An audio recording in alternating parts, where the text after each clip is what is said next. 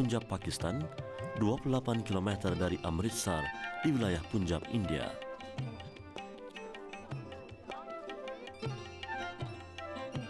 Setiap petang sejak berdekad yang lalu, istiadat ketenteraan ini disempurnakan dengan hentakan kaki penuh bersemangat oleh lelaki-lelaki Sasa berpakaian serba hitam.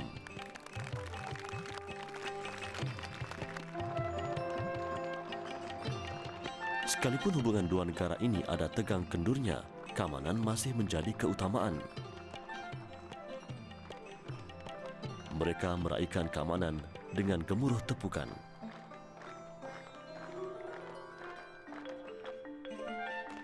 Bumi dihentak sebagai jaminan. Kemerdekaan tetap dipertahankan.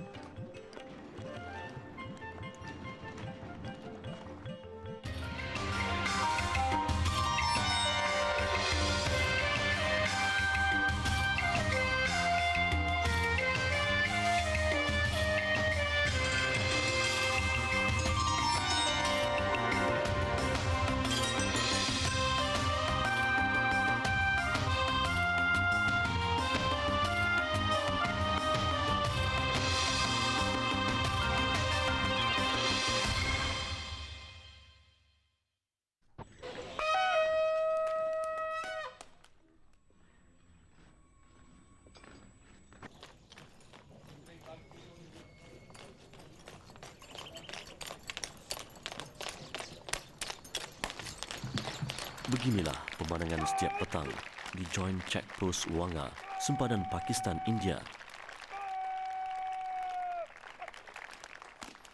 Istiadat ketenteraan yang dikenali sebagai Flag Lowering Ceremony ini menarik pengunjung di kedua belah sempadan.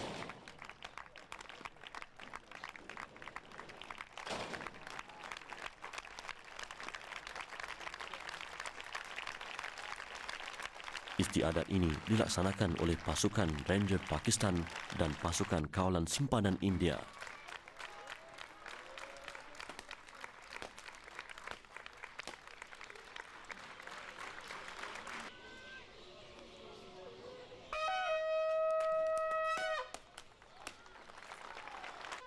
Pagar di kedua belah sempadan negara dibuka dan bendera negara masing-masing diturunkan. Hanya anggota Ranger yang terpilih sahaja berpeluang menyempurnakan istiadat yang dilaksanakan dengan penuh semangat dan bertenaga ini. Kami difahamkan istiadat ini bermula sejak Pakistan dan India beroleh kemerdekaan 52 tahun lalu. Sebelum pagar sempadan ditutup semula, hentakan kaki dan tabik hormat diberi, menandakan kedua buah negara ini masih menghargai persahabatan dan keamanan.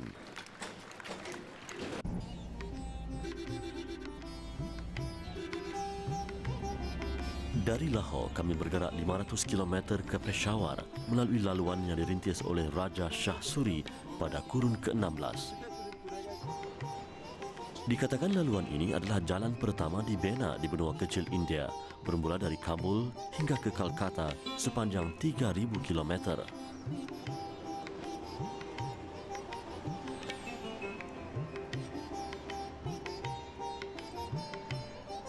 Rumah rehat ini antara kesan peninggalan Raja Shah Suri selain masjid dan perhentian untuk pengembara dan tunggangan mereka mengalas perut dan melepas lelah. Perjalanan sejauh 500 km ini memakan masa hampir 8 jam. Kami melewati kawasan perniagaan yang dikatakan diasas hampir 400 tahun lalu. Kegiatan ekonomi sebegini membantu petani di kawasan barat Laut Pakistan memasarkan hasil ladang mereka.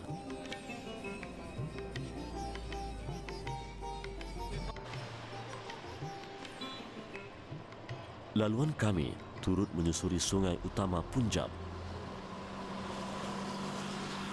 Kami berhenti di sini untuk melihat pertemuan dua batang sungai utama, Sungai Indus dan Sungai Kabul.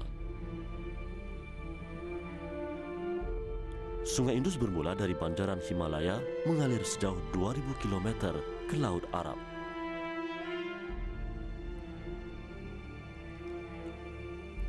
Sudah menjadi fitrah alam, penempatan awal manusia diasaskan di kawasan yang mempunyai sumber air seperti sungai ini. Jika di Mesir, Sungai Nil menyuburkan lembahnya. Di sini Sungai Indus menyaksikan tamadun Harappa dan Mohenjo-daro muncul di lembah Indus yang subur. Sememangnya sungai merupakan sumber kehidupan manusia.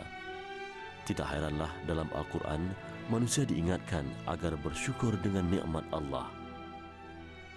Manusia disaran memerhati alam sekitarnya, mengagumi penciptaan gunung ganang yang memasak bumi, yang menjadi punca aliran sungai-sungai yang menyuburkan tanahnya. Manusia dan sungai tidak mungkin dipisahkan. Hatta di dalam syurga diriwayatkan terdapat sungai yang disediakan buat hamba Allah yang beriman.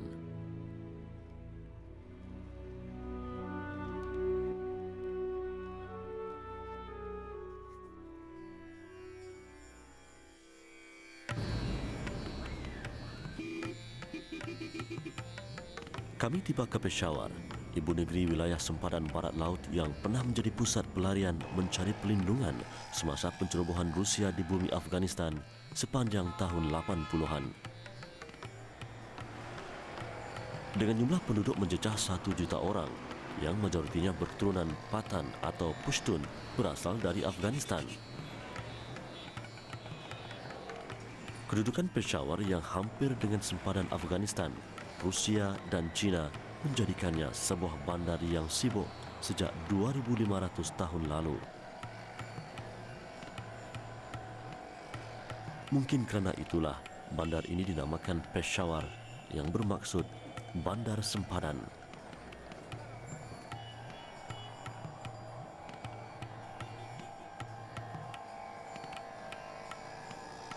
Bandar ini terkenal dengan bazar-bazarnya yang menawarkan 1,001 jenis barangan.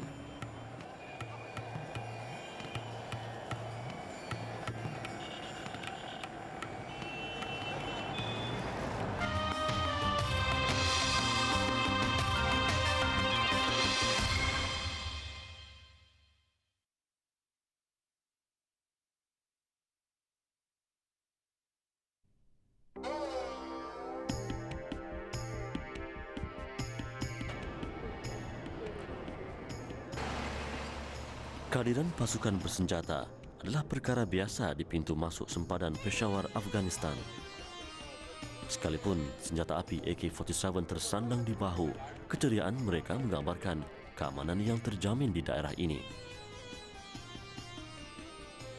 Tidak sempurna pengembaraan di wilayah ini setelah tiba di Peshawar kalau tidak menyahut cabaran Khyber Pass.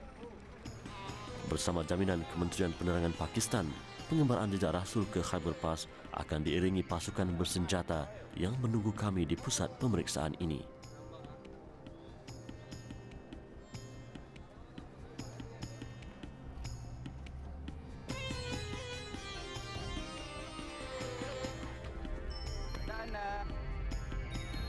Perjalanan sejauh 42 km melalui Khyber Pass begitu mendebarkan. Laluan ini telah menyaksikan hanya mereka yang sanggup menghadapi risiko sahaja yang berani melewatinya.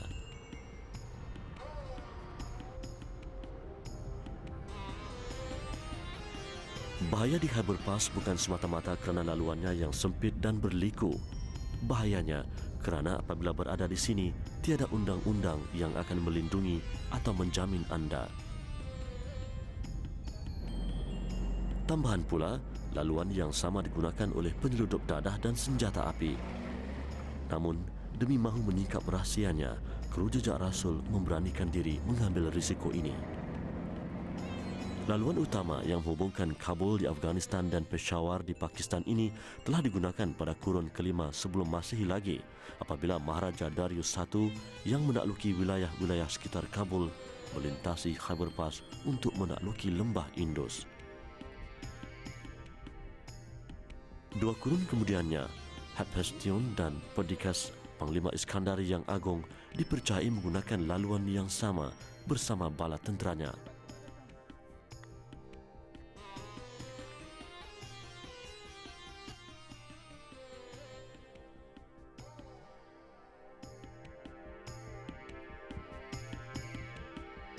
Apabila Mahmud Ghaznawi melancarkan kempen Islamisasinya yang berpengkalan di Ghazni, Afghanistan antara tahun 971 hingga tahun 1030, beliau menggerakkan para mujahidnya melintasi laluan Khyber ini demi membuka wilayah baru Islam di benua kecil India. Khyber Pass turut menyaksikan cabaran penjajah Inggeris menguasai laluan strategik ini pada tahun 1839. Etnik Pushtun Afridi yang mendominasi daerah ini telah berjihad menentang kedatangan penjajah Inggeris ke sini.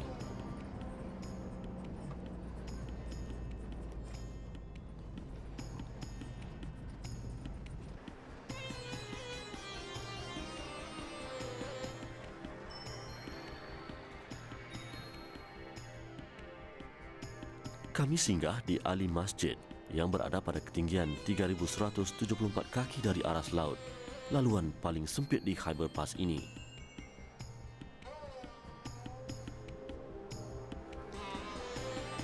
Pertempuran sengit antara pejuang Islam Pushtun dengan penjajah Inggeris pada tahun 1878 telah meletus di kawasan yang dipercayai pernah diziarahi Sayyidina Ali radhiyallahu anhu ini. Khyber berjaya dikuasai pejuang Islam pada tahun 1897 selama beberapa bulan sebelum ia dirampas kembali oleh penjajah Inggeris pada tahun yang sama. Sekalipun kenderaan bermotor menguasai laluan di sini, pengangkutan tradisi ini masih digunakan persis kafilah zaman silam.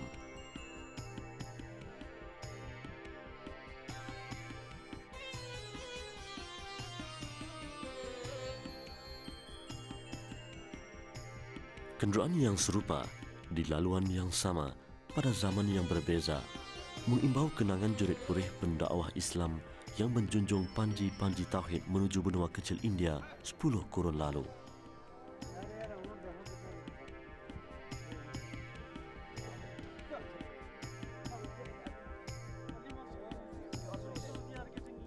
Khyber Pass yang terkenal sebagai No Man's Land tidak mengguna pakai kehadiran mana-mana kuasa rasmi di sepanjang 42 km laluan ini. Kerana itulah, ia menjadi laluan selamat para penyelundup. Oleh kerana itulah juga sebarang petaka yang menimpa kami di sini tidak akan menjadi tanggungjawab mana-mana pihak.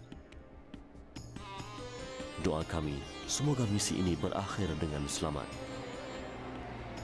Mungkin debaran yang sama pernah dirasai oleh para mujahid terdahulu yang mempertaruhkan nyawa mereka demi mendaulatkan agama.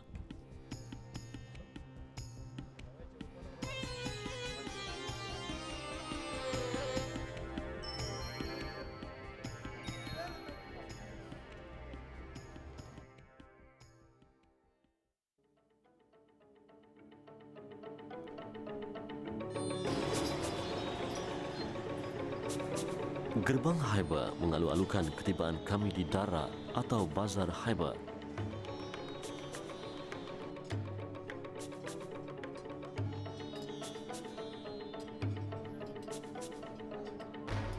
Sememangnya kami bukan tamu yang diundang. Kehadiran kami tidak begitu menarik perhatian warga Dara yang majoritinya berketurunan Pushtun. Mungkin mereka sudah biasa dengan kehadiran media asing sepanjang pencerobohan Rusia di Afghanistan dahulu.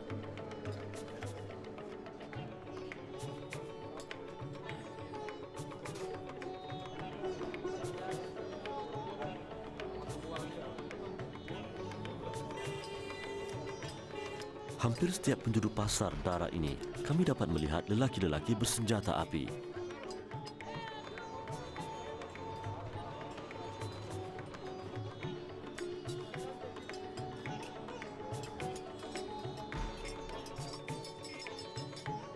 AK-47 yang berharga sekitar 1,000 hingga 3,000 ringgit ini adalah model paling popular di sini.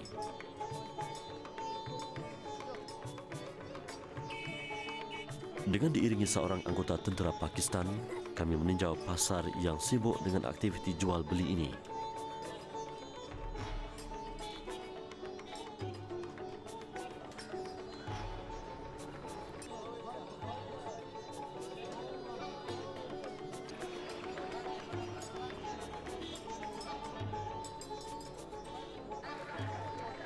Bahan makanan asas boleh diperolehi dengan mudah di pasar ini.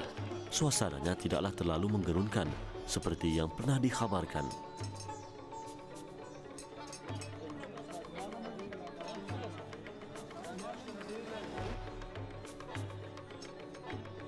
Sekalipun tiada kerajaan yang memerintah kawasan ini, etnik Pushtun yang beragama Islam tetap mempunyai peraturan mereka tersendiri.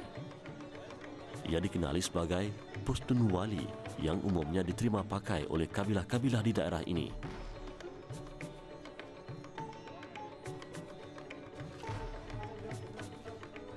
Kehadiran kami mulai disambut dengan tegur sapa. Ternyata akidah yang sama mampu menghilangkan syakwa sangka, lantas menjalin rasa hormat dan kemesraan.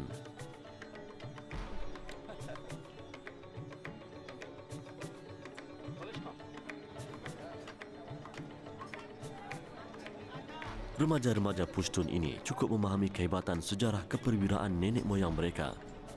Demi mempertahankan agama dan maruah, mereka tidak ragu menggadaikan darah dan nyawa. Sekalipun kehidupan masyarakat Islam di sini kelihatan begitu terasing, mereka tidak malu dengan keterasingan itu. Sebaliknya, mereka berbangga budaya, tradisi dan kebebasan mereka mampu dipertahankan.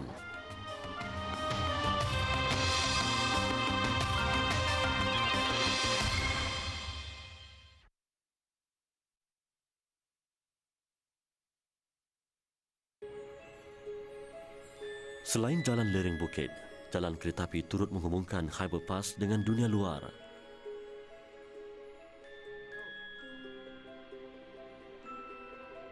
Kereta api di sini hanya beroperasi sekali seminggu. Namun, fungsinya begitu penting kepada penghuni daerah sempadan ini.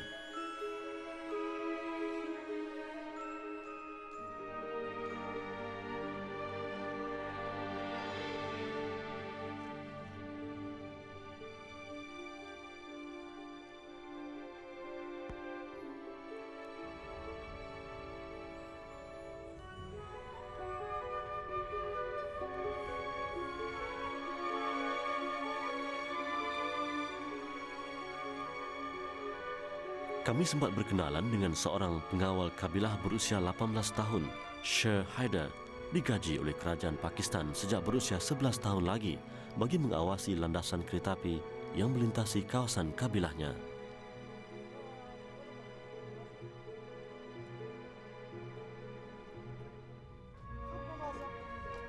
Biarpun masih remaja, Sher Haider cukup matang untuk mewarisi tanggungjawab ini yang diambil alih daripada bapanya yang terbunuh dalam pertempuran antara kabilah.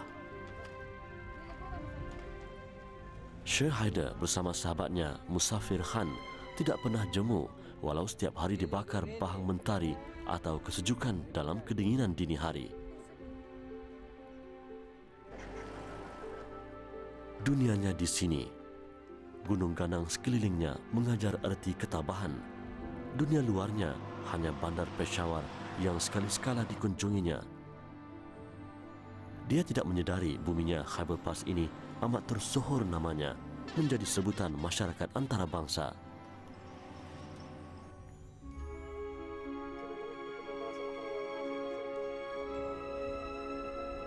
Sehari suntuk di Khyber Pass tidak memadai buat kami. Sejarahnya begitu panjang dan hebat, sehebat banjaran yang memasak buminya.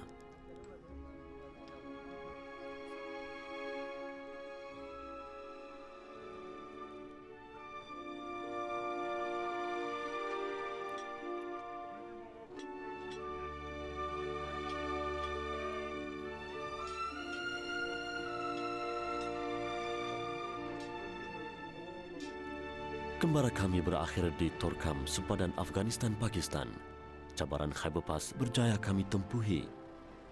Di sini jejak perjuangan para mujahid silam kami telusuri. Dari lembah dan luruh perbatasan ini, kami bagai terdengar laungan takbir mereka 1000 tahun lalu. Laungan yang menandakan ketibaan Mahmud Ghaznawi bersama Panji Tauhid yang menjanjikan kegemilangan Islam di benua kecil India. Namun kegemilangan lalu hanya kenangan dan sejarah. Sejarah yang hanya berguna kepada mereka yang mahu mengambil pengajaran.